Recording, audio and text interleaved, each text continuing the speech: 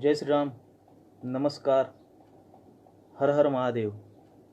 आजच्या या ABVP बारामती अखिल भारतीय विद्यार्थी परिषद बारामतीचं हे जे पेज आहे, या पेजच्या माध्यमातून मी तुमच्या समक्ष आलो आहे. धन्यवाद. व्यवस्थित आवाज येतोय. चला, तर या पेजच्या माध्यमातून मी जे तुमच्या समक्ष आलेलो आहे एक विषय घेऊन, तो विषय की भारताचा वैभवशाली इतिहास. भारताचा वैभवशाली इतिहास या विषयावर बोलायचं म्हटलं तर बऱ्याच जणांना असं वाटलं असेल, बऱ्याच जणांच्या मनात अशी कल्पना आली असेल की मी भारताच्या राजा महाराजांच्या युद्धांचा किंवा जो इतिहास आपण वारंवार, ज्या इतिहासाने आपल्याला स्फुरण चढतं, जेव्हा इतिहास आपण वारंवार ऐकतो, म्हणजे हा भारताचा वीर, ही भारत हे वीर योद्ध्यांची भूमी आहे. याचा रक्तरंजित इतिहास, इथे झालेल्या क्रांत्या, इथे झालेली युद्ध, महायुद्ध, महाभारत, रामायण, तेव्हापासून ते आतापर्यंतचे पानिपतपर्यंत, किंवा त्यानंतरही इथला सशस्त्र क्रांतीचा उठाव, या स्वरूपाचा काही इतिहास मी तुम्हाला सांगणार असेल असं बऱ्याच जणांना कदाचित वाटलं असेल. पण हा इतिहास आपण बऱ्याचदा ऐकला आहे, बऱ्याचदा आपण त्याच्याबद्दल वाचलं आहे. स्वातंत्र्यवीर विनायक दामोदर सावरकरांनी 1857च्या युद्धाला पहिलं स्वातंत्र्य समर म्हटलं होतं. ते पुस्तक आजही उपलब्ध आहे. बऱ्याच लोकांनी ते पुस्तकसुद्धा वाचलं असेल. किंवा छत्रपती शिवाजी महाराजांचा चौथीतला इतिहास, या इतिहासाचं पुस्तक, त्यापासून ते छत्रपती शिवाजी महाराजांचे जीवनचरित्र विविध लेखकांनी लिहिलेले आपण अभ्यासले असतील, वाचले असतील.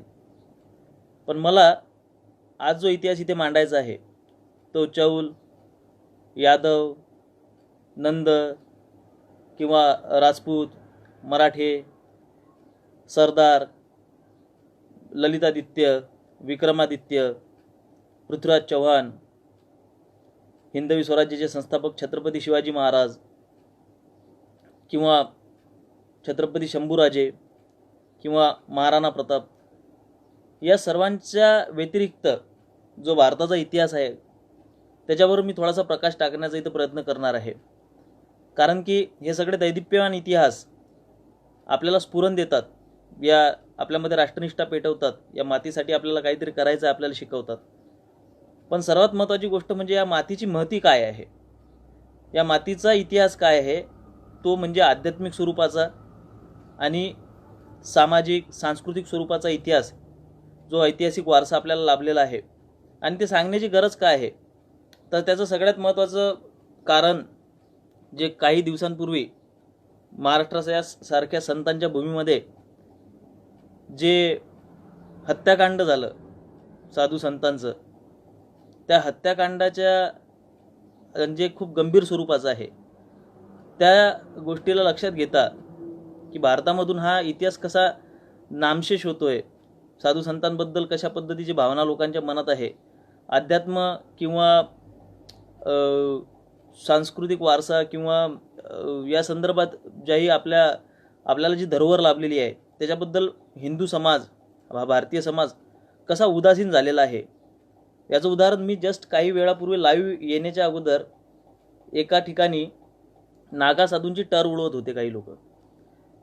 आपल्या फेसबुकवरच मला तिथं मेन्शन भेटलं आणि मी ती पोस्ट वाचली. काय जुना आखाड्याच्या महंतांनी धमकी दिली की आम्ही म्हणे बंद सील करून, त्या गावाला सील करून आम्ही तिथं त्या गावाची हत्या करू, अशा पद्धतीचं एक वक्तव्य महंतांनी केलं. आणि त्या वक्तव्याची टर उडवण्यात येत होती तथाकथित काही पक्षनिष्ठ लोकांकडून. पाहून फार वाईट वाटलं. महंत दुखी आहे, त्यांच्या आत्म्याला ती गोष्ट लागलेली आहे. रागाच्या भरात त्यांनी अशा पद्धतीचं प्रक्षोभक विधान केलेलं आहे आणि मी याला प्रक्षोभकसुद्धा म्हणणार नाही, ही त्यांची प्रतिक्रिया आहे. पण त्याचीसुद्धा आम्ही टर उडवतोय. काल मी बघितलं योगी आदित्यनाथ यांच्या वडिलांचा जो मृत्यू झाला, त्या वडिलांच्या मृत्यूबद्दलही मी तिथे पाहिलं की हा रिॲक्ट करणारे, त्या पोस्टवर सुद्धा हसणारे महाभाग आमच्या भारतामध्ये जन्माला आलेले आहेत. कुठल्या तरी पक्षाच्या दावणीला बांधलोय म्हणून आम्ही आमची लाज, लज्जा, शरम, आम्ही आमचं सांस्कृतिक वारसा, धरोहर सगळी मातीत घालून हातभर लांब जीभ बाहेर काढून नुसती चाटायची, याचं का घडतंय या महाराष्ट्रामध्ये, याचा विचार होणं गरजेचं आहे. नागासाधूंची प्रतिमा एवढी मलिन का होती आहे? तर सर्वात महत्त्वाची गोष्ट म्हणजे की मी पाहतो काही जवळपास साधारण 6-7 महिन्यांपूर्वी मी एक पोस्ट बघितली होती. पोस्ट करता स्वतःला सावरकरवादी म्हणतो आणि तो सावरकरवादी पोस्ट करता लिहितो की मला अभिमान आहे की मी मॅकॉले पुत्र आहे. मॅकॉलेने भारतामध्ये शिक्षण पद्धती आणली आणि म्हणून मी आज जे काही आहे, ज्या काही पदावर आहे ते मी मॅकॉलेमुळे आहे, अशा आशयाची एक पोस्ट होती. अधिक एक सावरकरवादी पुढे 2 पावलं पुढे जाऊन लिहितो की भारतामध्ये जे वैद्यकीय शास्त्र आहे हे बाहेरून आलेलं आहे आणि त्याच्यामुळे आमचं आयुर्मर्यादा वाढलेली आहे आणि युरोपाकडेच फक्त औषधी आहेत. भारताने आतापर्यंत कुठल्याही प्रकारची औद्योगिक वैद्यकीय क्रांती किंवा असा कुठलाही विकास केला नाही. आणि ही लोक स्वतःला सावरकरवादी म्हणतात, ही स्वतःला लोक राष्ट्रवादी म्हणतात, हिंदुत्ववादी म्हणतात. आपल्या हिंदुत्वाचे निकष काय आहेत? मी बऱ्याचदा पाहतो की स्वतःला हिंदुत्ववादी म्हणणारे या संस्कृतीबद्दल, या इथल्या धरोहरबद्दल प्रचंड उदासीन आहेत. मग आमच्या हिंदुत्ववादी असल्याचा निकष काय आहे? मुस्लिम विरोध म्हणजे मी मुस्लिम विरोधी आहे, म्हणजे मी हिंदुत्ववादी आहे, मी राष्ट्रनिष्ठ आहे, राष्ट्रभक्त आहे, की मला ह्या संस्कृतीवर प्रेम आहे, मला ह्या मातीवर प्रेम आहे, मला इथल्या संस्कारांची, इथल्या आध्यात्मिकतेची ओढ आहे, म्हणून मी राष्ट्रनिष्ठ आहे. काही दिवसांअगोदर तथाकथित हिंदुत्ववादी पक्षाच्या एका मुखपृष्ठामध्ये लिहून आलेलं होतं की देवांनी मैदान सोडले आणि ते म्हणतात की आम्ही हिंदुत्ववादी आहोत.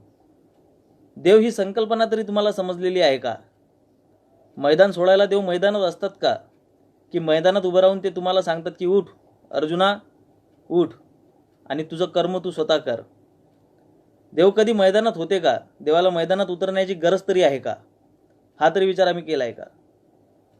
मॅकॉलेच्या पुत्रांना किंवा इंग्रजांनी भारतामध्ये बघा कसे पूल बांधले, इंग्रजांनी भारतामध्ये अमुक गोष्टी आणल्या, इंग्रजांनी भारतामध्ये तमुक गोष्टी आणल्या, अशा गप्पा झोडणाऱ्यांना भारताच्या वैभवशाली इतिहासाबद्दल काय माहीत आहे?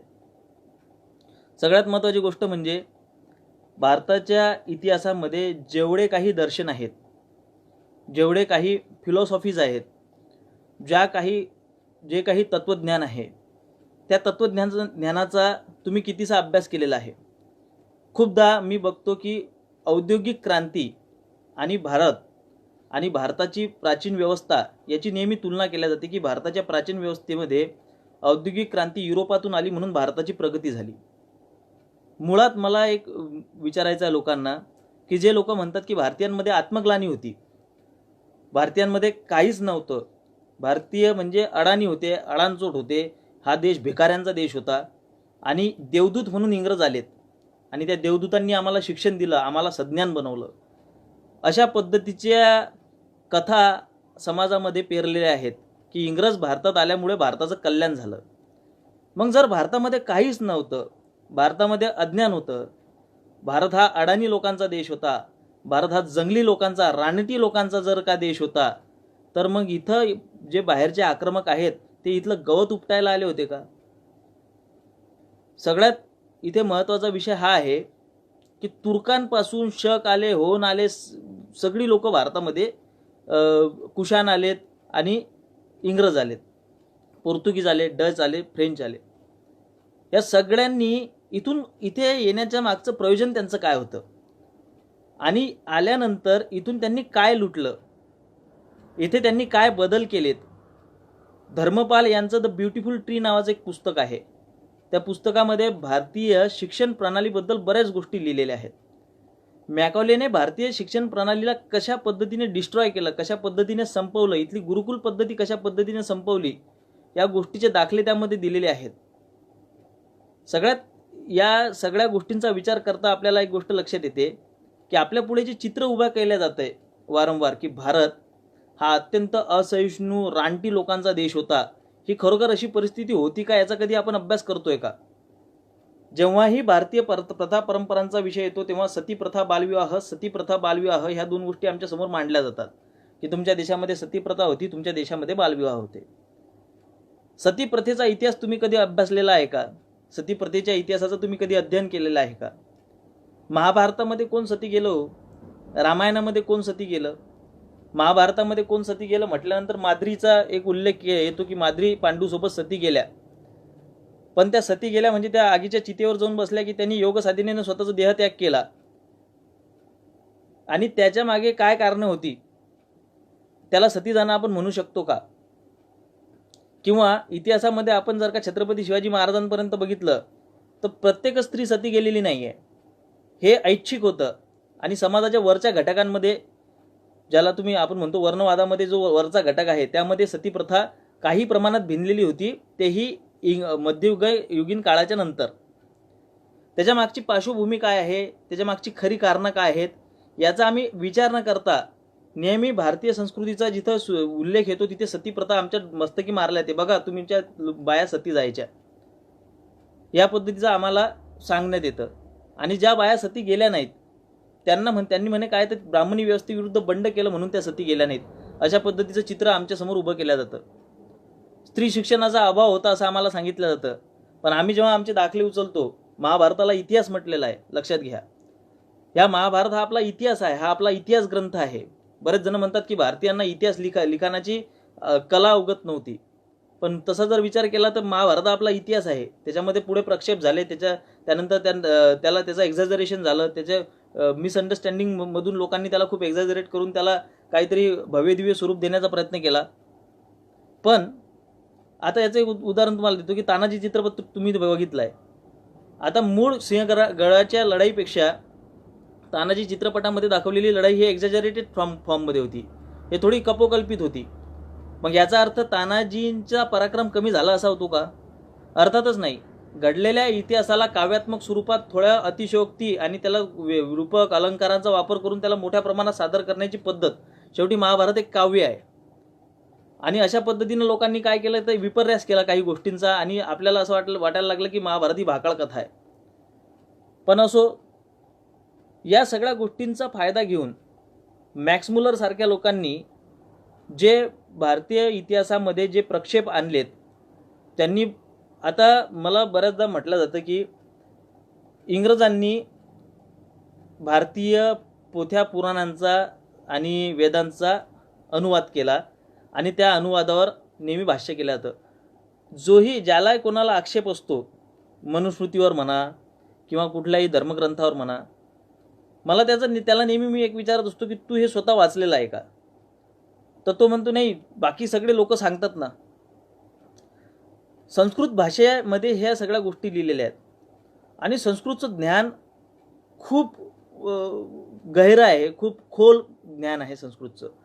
संस्कृतचं ज्ञान घेण्यासाठी माणसाला जीवनाचा भरपूर वेळ द्यावा लागतो, कालावधी द्यावा लागतो. लहानपणापासून त्याच्यावर तशा पद्धतीचे संस्कार असल्यानंतर त्याला ते भाषेचं ज्ञान होतं.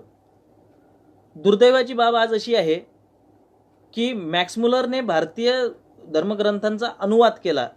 ही गोष्टच इतकी मुळात हास्यास्पद आहे की एक परदेशी व्यक्ती तो भारतामध्ये येतो, काही कालावधीत तो संस्कृत सारखी भाषा शिकतो आणि तो इथल्या धर्मांचा अनुवाद करतो, धर्मग्रंथाचा, आणि त्या धर्मग्रंथांचा अनुवाद आपली लोक वाचतात.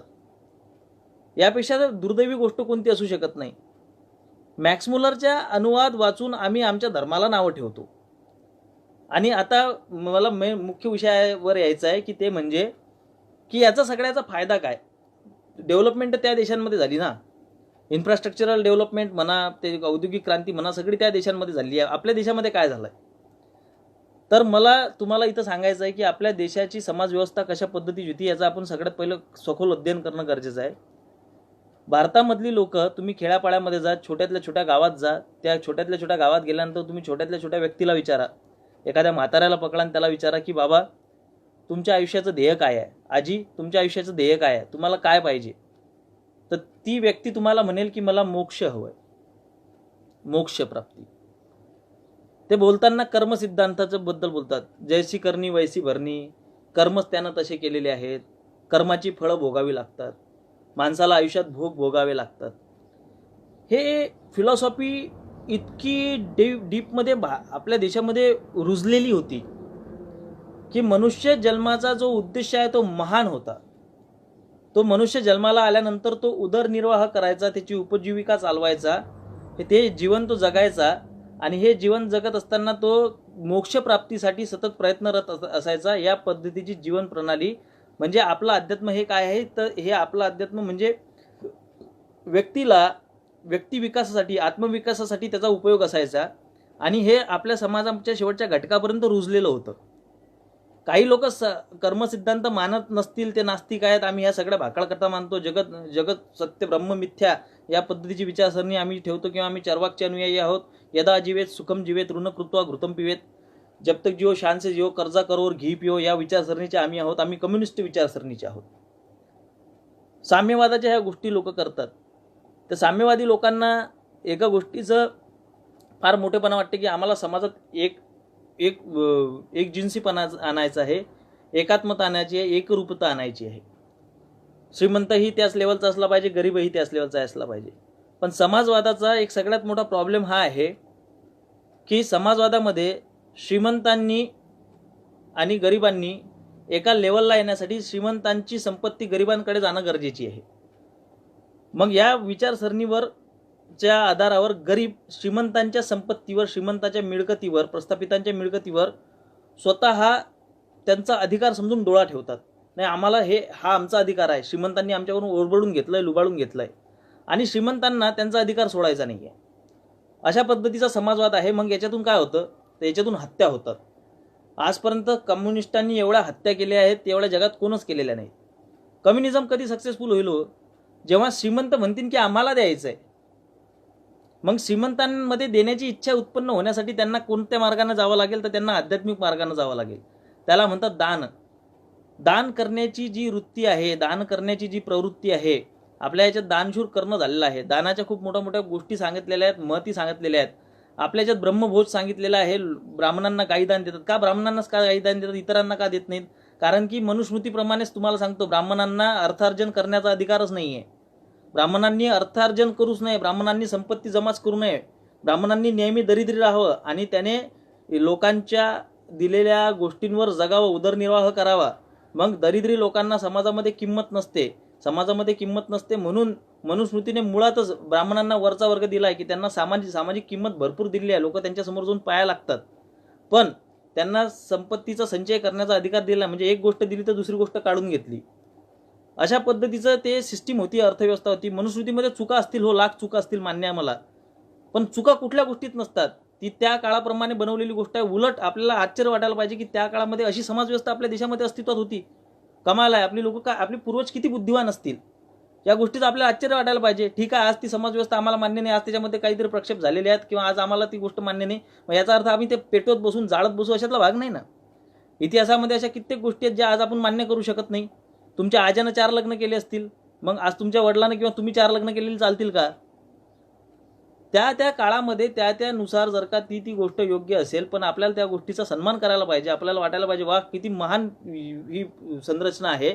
या महान संरचनेचा कम्युनिझम कोणती महान संरचना आहे कम्युनिझम सारखी भाकड संरचना मी आतापर्यंत बघितलेली नाही. की म्हणजे एका वर्गामध्ये एका विद्यार्थ्याला 50 मार्क पडतात, एकाला 35 मार्क पडतात, एकाला 99 मार्क पडतात. सगळ्या मार्कांची कॅल्क्युलेशन करायची, सगळ्यांना सारखे मार्क वाटून द्यायचे, याला कम्युनिझम म्हणतात. या स्वरूपाची समाज रचना कधी काम करेल का? म्हणजे मेहनत करणाऱ्याने मेहनत करावी, रिकामं बसणारे रिकामं बसावं, सगळ्यांना सारखाच मोबदला त्याचा भेटावा. त्यापेक्षा भारतीय समाज रचना कधीही उत्कृष्ट होती. भारतीय समाज रचनेमध्ये जर का आपण विचार केला, मी जसं सांगितलं की लोक मोक्षासाठी, कर्मसिद्धांतासाठी जगायची. हा समाज नैतिक होता. नैतिक समाज का होता? कारण की त्यांना माहित होतं की केलेल्या कर्माची फळं आम्हाला भोगावी लागतात. हा विचार इतका डीपली त्यांच्या डोक्यामध्ये टाकलेला होता. भारताचा इतिहास तुम्ही उचलून बघा. भारताच्या इतिहासात प्रत्येक ठिकाणी कर्माचा उल्लेख आलेला आहे, कर्मसिद्धांताचा उल्लेख आलेला आहे. प्रत्येक राजा, प्रत्येक व्यक्ती, प्रत्येक सैनिक, प्रत्येकच व्यक्ती कर्मसिद्धांताच्या भोवती गुंडाळलेला आहे. लहानपणापासून मी प्रत्येक ठिकाणी पाहतो, ज्या ज्या लोकांमध्ये बसतो त्या लोकांमध्ये कुठे ना कुठे कर्माचा उल्लेख येतोच. हे विचारसरणी इतकी डीपली पेरलेली आहे की जर का माणूस रस्त्याने चालत असताना त्याला आवडलेल्या मुलीला तो उचलून घरी घेऊन जात नाही किंवा उचलून कुठेतरी घेऊन जात नाही, याच्या मागे या देशाची कायदा आणि सुव्यवस्था कारणीभूत नाही आहे, तर त्याच्यामध्ये असलेला कर्मसिद्धांताबद्दलची भीती म्हणा किंवा कर्मसिद्धांतावर त्याचा असलेला विश्वास ही त्याच्यामागं कारण आहे. भुसावळमध्ये जर का दारू पिऊन बसलेला माणूस अहमदनगरमध्ये जाऊन पकडला ना, तर त्याला पोलीस पकडतील आणि म्हणतील तुला इथं दारू पिण्याची परमिशन नाही, गुजरातमध्ये दारू पिण्याची परमिशन नाही. तू म्हणे अहो साहेब मी तर भुसावळमधून पिऊन आलेलो आहे, इथपर्यंत उतरली त्याला मी काय करू. अशा पद्धतीचा आपला कायदा आहे. पोलीसही पेचात पडतील, मायला आता याला पकडायचं का सोडायचं. गुजरातमध्ये दारूबंदी आहे, महाराष्ट्रात दारू प्यायला चालते. बॉर्डरवरच्या लोकांची किती पंचायत होत असेल विचार करा. ह्या पद्धतीचे कायदे आमच्या देशामध्ये अस्तित्वात आहे. मॉब लिंचिंग भिडका कोई चेहरा नाही होता. 5-50 लोकांनी एकाला जर का ठेचून मारलं त्याला कोणी काही पकडत नाही, त्याचं कोणी काहीच वाकडं करू शकत नाही. जाती बघून आमच्या देशामध्ये जर का न्यायव्यवस्था काम करते आहे, जाती बघून जर का मीडिया काम करते आहे, या मीडियावर या लोकशाहीच्या 4 पिल्लरवर तुमचा कितीसा विश्वास आहे. तरीसुद्धा भारतामध्ये त्या प्रमाणात बॅलन्स आहे. तरीसुद्धा भारतामध्ये क्राईम रेट हा तितकासा जास्त नाही आहे जितका दाखवला जातो. लक्षात ठेवा, भारत काही सिरिया नाही आहे, भारत काही अफगाणिस्तान नाही आहे, भारत काही कांगो नाही आहे, भारत काही बर्मा नाही आहे. या मान केला गेला आहे, फक्त असं दाखवलं गेलं की भारत असुरक्षित देश आहे. त्या तुलनेत भारतामध्ये बरंचसं बॅलन्स आहे. जरी इथे बाहेरची लोक येऊन राहिली, वाढली, जगली, विचार करा, भारत जर का इथून तिथून सगळं जर का हिंदू राष्ट्र असतं, भारतावर कधी कोणी हल्ला केला नसता. आता यामध्ये अधिक एक काही लोक असे म्हणतात, बघा मी एका ठिकाणी बसलेलो होतो बैठकीमध्ये, तर बैठकीमध्ये बसलेलं असताना मला 4 लोकांनी म्हटलं, तिथं विषय चाललेला होता की इंग्रज भारतात येण्यापूर्वी भारत कधीच राष्ट्र म्हणून अस्तित्वात नव्हता. हे खूपदा तुम्ही ऐकाल, तुम्ही बऱ्याच जणांच्या तोंडून ऐकाल की भारताचा इतिहास जेव्हा आपल्याला सांगितला तेव्हा इंग्रजांनी भारताला राष्ट्र बनवलं, अशा पद्धतीचा विचार आपल्या डोक्यात पेरला येतो की इंग्रजांनी ह्या रेषा आखल्या, इंग्रजांनी भारत ही संकल्पना आणली, त्याच्या अगोदर आपण तुकड्या तुकड्यामध्ये वेगळे वेगळे राष्ट्र होतो.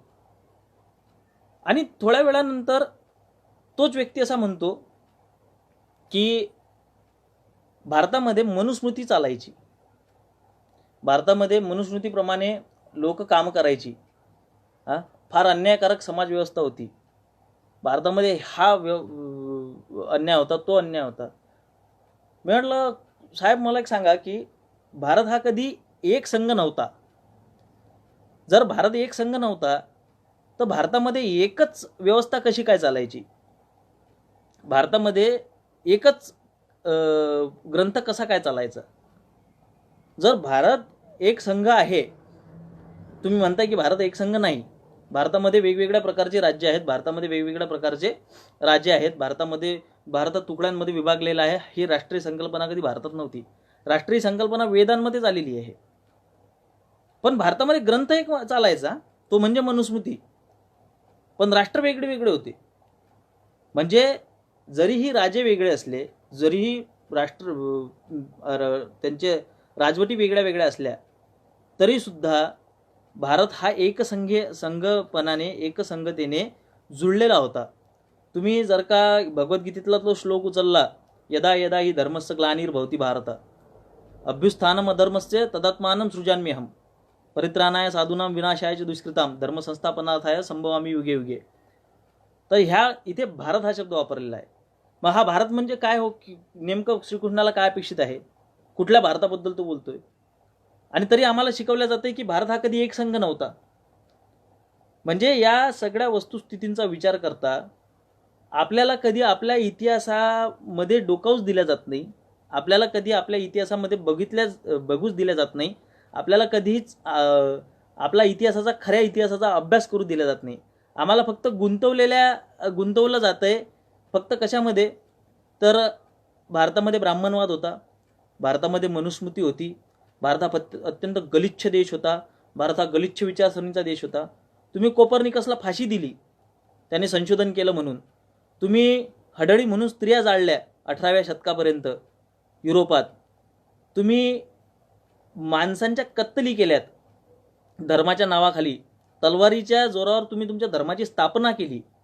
आणि आम्ही रानटी, ज्या देशामध्ये इतक्या अगोदर लिखाण झालेलं आहे की जेव्हा तो घोरी भारतामध्ये आला आणि त्याने ते बघितलं की नालंदामध्ये इतके सगळ्या पुस्तकं लिहिलेली आहेत, आणि त्याने पहिल्यांदा पाहिलं की एवढी पुस्तकं लिहिली, आम्ही एकाच पुस्तकाच्या मागं धावतोय एवढी वर्ष झाले. आणि इथे प्रत्येक विषयावर, प्रत्येक विचारावर एक एक पुस्तक सेपरेट लिहिलेलं आहे. एवढं मोठं सखोल लिखाण भारतामध्ये झालं आहे. भारताने जगाला शून्य दिला. आता शून्य दिला याच्यावर सुद्धा काही जणांनी तो मॅसेज बनवला. मग काय कौरव पांडव याच्या बापानं मोजले का शून्य जर आर्यभट्टांनी दिला येते. शून्य दिला म्हणजे शून्याचा सिद्धांत दिला. हे तर अशी गोष्ट झाली की न्यूटनने गुरुत्वाकर्षणाचा सिद्धांताचा शोध लावला. मग तोपर्यंत का लोक हवेत उडत होती का? गुरुत्वाकर्षणाचा शोध लावला म्हणजे गुरुत्वाकर्षणाच्या सिद्धांताचा शोध लावला. शून्याचा शोध लावला म्हणजे शून्याच्या सिद्धांताचा शोध लावला. आता हे शमळ्यांना हेच कोण सांगणार? बरं असो. तर भारताचा इतिहास जर का तुम्हाला समजून घ्यायचा असेल तर आपल्याला प्राचीन ग्रंथांचं अध्ययन करणं गरजेचं आहे. आपल्याला आध्यात्मिक विषयाचं सखोल अध्ययन करणं गरजेचं आहे. आपल्याला आपल्या नेमक्या साधू संतांच्या ज्या लिहिलेल्या प्रचूर ग्रंथसंपदा आहे, आपले वेद आहेत, आपले उपनिषद आहेत, या सगळ्या गोष्टींचा आपल्याला अभ्यास करणं गरजेचं आहे. आणि तोही शुद्ध स्वरूपातल्या वेद उपनिषदांचा अभ्यास करणं गरजेचं आहे. आणि हे सगळ्या गोष्टी आमच्या डोक्याच्या वरून जात असतील, आता आम्हाला ते वाचायचं नाही किंवा आम्हाला त्यात फंद्यात पडायचं नाही, तर सगळ्यांना एक सोपी इलाज सांगतो मी. सगळ्यात सोपी इलाज आहे. आता तो अजूनही सोपी झाला आहे. तुम्हाला मी एका व्यक्तीचं हे सजेस्ट करतो. सगळ्यात महत्त्वाची गोष्ट म्हणजे तुम्हाला सद्गुरू जग्गी वासुदेव हे नाव मी सजेस्ट करेन. तुम्हाला ह्या गोष्टी जर का जाणून घ्यायच्या आहेत, प्रत्येक गोष्टीवरचे विचार तुम्हाला जाणून घ्यायचे आहेत. आध्यात्मिक दृष्टिकोनातून कम्युनिझमला कसं पाहिलं जातं, आध्यात्मिक दृष्टिकोनातून जगाच्या इतिहासात भारताचं काय कॉन्ट्रीब्युशन आहे, आध्यात्मिक दृष्टिकोनातून या विज्ञानाकडे कशा पद्धतीनं पाहिलं जातं, जातीव्यवस्थेकडे कशा पद्धतीनं पाहिलं जातं, वर्णव्यवस्थेकडे कशा पद्धतीनं पाहिलं जातं, तर ह्या सगळ्या गोष्टींची उत्तरे तुम्हाला इथे एक नालंदातील लिखाण बौद्धकालीन होतं ना. बौद्धकालीन जरी होतं तर त्यातल्या सगळी ग्रंथसंपदा ही बौद्धच ग्रंथसंपदा होती. हा साक्षात्कार कसा काय झाला? नालंदामध्ये कुठल्या प्रकारची ग्रंथसंपदा होती याबद्दलचं सखोल अध्ययन तुम्ही करणं गरजेचं आहे.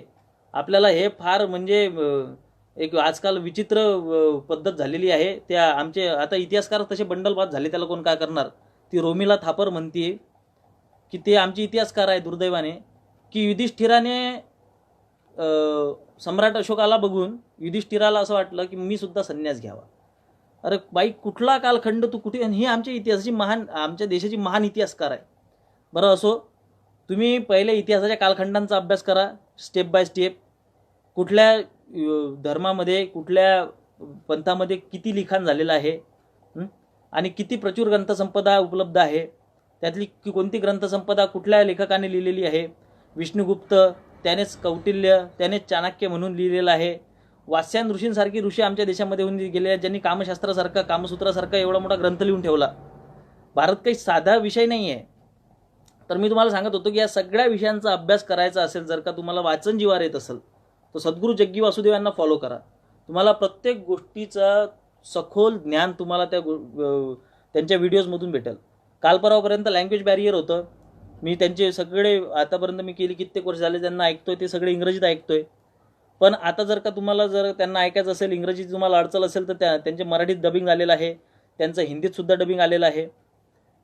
मी माझ्या क्षेत्रामध्ये कार्यरत असलेल्या बऱ्याचशा लोकांशी जेव्हा चर्चा करतो तेव्हा मला बऱ्याच गोष्टी सद्गुरू आणि आमचे आदरणीय धनंजय देसाई हे दोन्ही लोक मला खूप बाबतीत सारखी वाटतात. खूप बाबतीत म्हणजे त्यांची उत्तरं जवळपास सारखीच असतात. तेव्हा माझ्या लक्षात येते की माझ्या क्षेत्रामध्ये मी ज्यांना आदरस्थानी मानतो अशी लोक किती विद्वान आहेत, किती प्रचंड विद्वान आहेत. यांनी किती साधना केलेली आहे, किती यांचा अभ्यास आहे, यांनी किती खोल अध्ययन केलेलं आहे सगळ्या गोष्टींचं. पण दुर्दैवाची गोष्ट अशी आहे की संघर्ष समाजामध्ये इतका जास्त पेरलेला आहे की भाईंसारख्या लोकांना सुद्धा या विषयांवर बोलायला वेळ नाही, किंवा त्यांना आता सध्या ते या विषयावर बोलू शकत नाहीत, कारण की आता विषय वेगळा आहे. आता रणांगणाचा विषय चाललेला आहे, आता आपल्या अस्तित्वाच्या लढाईचा विषय चाललेला आहे. आणि अस्तित्वाच्या लढाईचा विषय चाललेला असताना आपल्याला इतिहासाकडे किंवा अध्यात्माकडे बघायला तितकासा वेळ नसला तरीसुद्धा मी तुम्हाला सांगतो की जेवढा वेळ आपण संघर्षामध्ये घालवतो, जेवढा वेळ आपण कमेंटमध्ये एकामेकावर टीका टिप्पण्या करण्यात आपण घालवतो, त्यापेक्षा आपण जर का हा वेळ अध्ययनामध्ये घालवला आणि स्वतःचे विचार कसे मांडायचे, स्वतःच्या विचारांना कशी धार द्यायची, भारताच्या इतिहासाचा अभ्यास, गौरवशाली इतिहासाचा अभ्यास कसा करायचा, तो अभ्यास मांडायचा कसा, आपली बाजू कशी बळकट करायची, आपली लोकं कशी मिळवायची, कलियुगामध्ये संघशक्ती आहे, म्हणजे संघ म्हणजे मी RSS बद्दल नाही बोलत आहे. श्रीकृष्णाने सांगितलेलं आहे की कलियुगातली शक्ती ही संघशक्ती आहे. म्हणजे तुम्ही जेवढे स्वतःचा संघ, स्वतःचा समुदाय वाढवाल, सशक्त कराल, तो तितका सशक्त असेल. तर ह्या श्रीकृष्णाच्या सांगण्याला अनुसरून आपल्याला आपली संघशक्ती वाढवणं गरजेचं आहे. आपल्याला लोक जुळवणं गरजेचं आहे, लोक मिळवणं गरजेचं आहे. इतिहासातून आपण काय शिकायला हवं, तर इतिहासातून आपण अध्यात्म शिकायला हवं, इतिहासातून आपण आपली संस्कृती शिकायला हवी, इतिहासातून आपण आपला गौरवशाली इतिहास आपल्याला काय शिकवतो. कारण की असं म्हणतात की इतिहासातून माणूस काय शिकतो, की इतिहासातून माणूस काहीच शिकत नाही. म्हणजे इतिहास आपल्याला काय शिकवतो की मनुष्य त्याच्या अगोदरच्या इतिहासातून काही शिकलेला नाही. आपल्याला ही चूक करायची नाही. आपल्याला इतिहासातून धडे घ्यायचे आहेत. आपल्या कुठे कुठे चुका झालेल्या आहेत. स्वातंत्र्यवीर सावरकर म्हणतात त्याप्रमाणे सद्गुण विकृती काय आहे, ही सद्गुण विकृती कशी ठेचून काढायची, आपल्याला किती कठोर होणं गरजेचं आहे, किती क्रूर होणं गरजेचं आहे. जसं श्रीकृष्णाने स्वतःच्या आप्तांवर, स्वतःच्या स्वकीयांवर श्रीकृष्णाने आपला गांडीव चालवला, त्याचप्रमाणे जर का धर्माच्या बाजूनं आपला बाप जरी उभा असेल धर्माच्या विरोधात, आणि धर्माच्या बाजूनं आपला शत्रू जरी उभा असेल, तरी आपल्याला चयन करणं, आपला पात्र विवेकाचा उपयोग करणं, आपल्या सत्सद विवेक बुद्धीला जागृत ठेवणं, आणि सत्सद विवेक बुद्धीला जागृत ठेवण्यासाठी ध्यानधारणा करणे, ह्या सगळ्या गोष्टी खूप गरजेच्या आहेत. ध्यानधारणा सुद्धा आपल्या इतिहासातून येते. नेमकं ध्यान कसं करायचं, त्याची आवश्यकता काय आहे, याच्यावर सुद्धा स्वतंत्र बोललं जाऊ शकतं. पण आज मी तुम्हाला एवढंच सांगतो की हा खरा भारताचा गौरवशाली इतिहास आहे, ज्याच्यामध्ये प्रचंड प्रक्षेप केलेले आहे, ज्याच्यामध्ये प्रचंड भेसळ केलेली आहे. आपल्याला काहीतरी खोटं नाटं आणि थातुरमातुर इतिहास सांगितला गेलेला आहे. आपले इतिहासकार हे कम्युनिस्ट विचारसरणीचे इतिहासकार आपल्या देशाला जास्तीत जास्त भेटलेले आहेत. जे लोक भारतीय संस्कृतीला, भारतीय प्रणालीला शिव्या घालत असतील, ते स्वतःला किती कोणतेही वादी म्हणत असतील, तथाकथित सावरकरवादी सुद्धा जरी म्हणत असतील, तरी ते सुद्धा आपल्या संस्कृतीचे भक्षकच आहेत, ते आपले दुश्मनच आहेत. हे गोष्ट लक्षात ठेवा. आज आपण त्यांचं बोट धरून चालण्याचा प्रयत्न करू, पण भविष्यात आपल्याला यांच्यासोबतच संघर्ष करावा लागेल. त्यापेक्षा या देशाच्या संस्कृतीचा ज्याला अभिमान आहे, या देशाच्या संस्कृतीचा ज्या व्यक्तीला या देशामध्ये जन्माला आल्याचा अभिमान आहे, जो या संस्कृतीचा पाईक आहे, ह्या लोकांनाच आपण राष्ट्रनिष्ठ म्हणू शकतो. नाही तर भविष्यातल्या देशावर प्रेम करणारे, नाही भविष्यात भारत असा असला पाहिजे आणि आमचं त्या भारतावर प्रेम आहे, आतापर्यंत भारतीयांना आत्मग्लानी आलेली आहे, भारतीयांनी काहीच केलं नाही, जगाला काहीच दिलं नाही, या विचारसरणीचे लोक भारताला नेहमी घातकच असतात. हे आपण या भारताच्या गौरवशाली इतिहासातून शिकतो, वैभवशाली इतिहासातून शिकतो. आपण सगळ्यांनी इथं आलात, मला रिस्पॉन्स दिला, ऐकून घेतलं, यासाठी मी सगळ्यांचे मनापासून धन्यवाद देतो. परत भेटू. आणि मला या पेजवरून बोलण्याची संधी दिली यासाठी मी ABVPचे मनापासून आभार व्यक्त करतो. धन्यवाद. जय श्रीराम. हर हर महादेव.